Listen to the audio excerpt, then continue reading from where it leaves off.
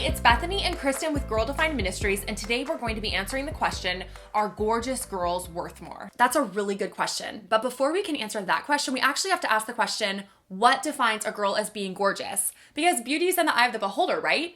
But when we ask the question, what defines a gorgeous woman, we're going to get all sorts of answers. Now, there's actually a group out there, and they believe that they have discovered the perfect ratio for a gorgeous woman. So they came up with a mathematical solution and believe that they can measure the beauty of the woman based on facial dimensions. And so they've come up with this number, and the perfect measurement is actually 1.62. And they believe you can take this number and you can measure, a woman's nose from her forehead, the space between her eyes, her nose to her lips, how long her head is, how wide her head is. And based on these measurements, how she measures up according to the perfect golden ratio number, they'll determine whether she's gorgeous or not. So if you get a really good measurement, then you're going to be considered a gorgeous woman. Wow. But if you don't, then they won't consider you to be very gorgeous. And that's just our culture's version of trying to define beauty according to their specific standard. The golden ratio is just one example of the extreme importance our culture places on outward beauty. Yeah. As regular, everyday girls, just like us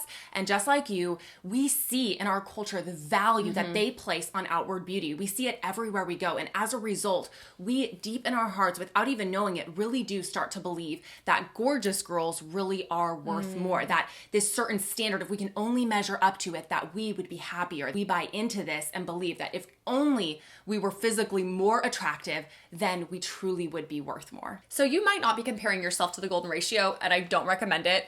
Total garbage. But what we've struggled with and what you probably struggle with is comparing yourself to other girls and looking at girls that our culture is praising and saying, that's a beautiful girl. Yeah. And then you look at that girl and you look in the mirror and you say, well, I don't have a nose like hers, so I must not be pretty. Or I don't have thick hair like she has and she's the one getting all the attention, so I must not be pretty. So without even realizing it, we start comparing ourselves and measuring our value and worth based on what our culture is portraying as beautiful women. We measure ourselves up against them, and when we don't measure up, then we don't view ourselves as being very beautiful. And the main problem with comparing ourselves to other people is that we're basically placing all of our value and worth in the opinions of what other people think about us. Now, the truth is, beauty can bring temporary satisfaction and attention from others. You may be having a rockin' hair day and you're feeling like, oh yeah, you like step outside right now. This is kind of a wild hair day. It's like my snail hair.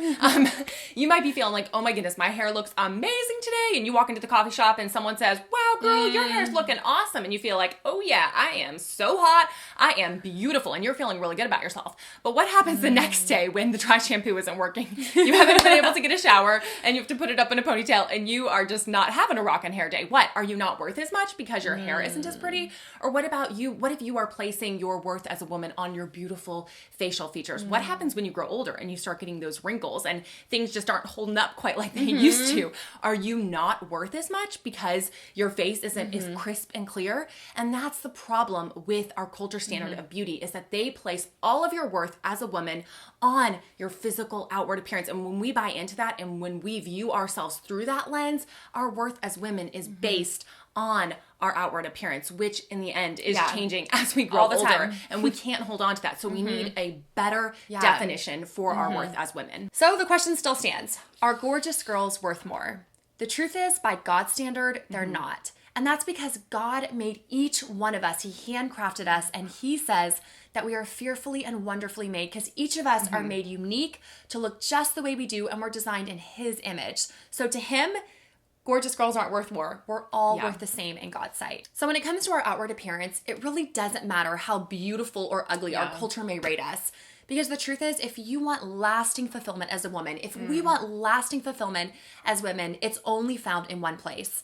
And that place is found in a personal relationship with Jesus Christ. He is truly the only one, like Bethany said, that can bring us that long-term fulfillment, that can keep us steady and happy and content in our hearts long-term, from when we're young and youthful and looking our best to when we get older and we get those saggy wrinkles and our culture no longer defines us as beautiful.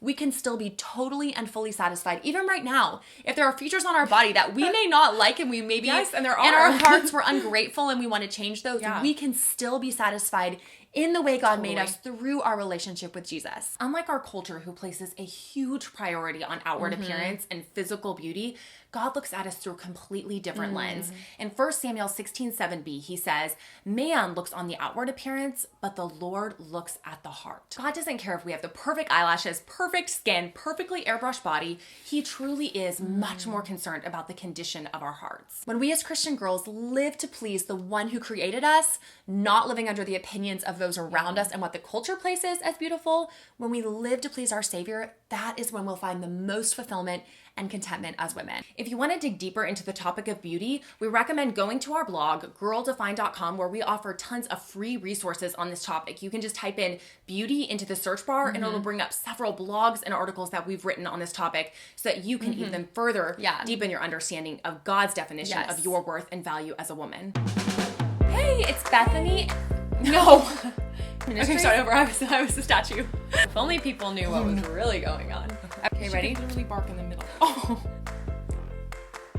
Okay, 3, 2. Hang on, my eyes are real juicy now. We're gonna be in. And our gorgeous. And I can't talk anymore because now I have the slug in my throat. Our gorgeous girls or more. This isn't working. This is too much of a distraction. Throw her outside.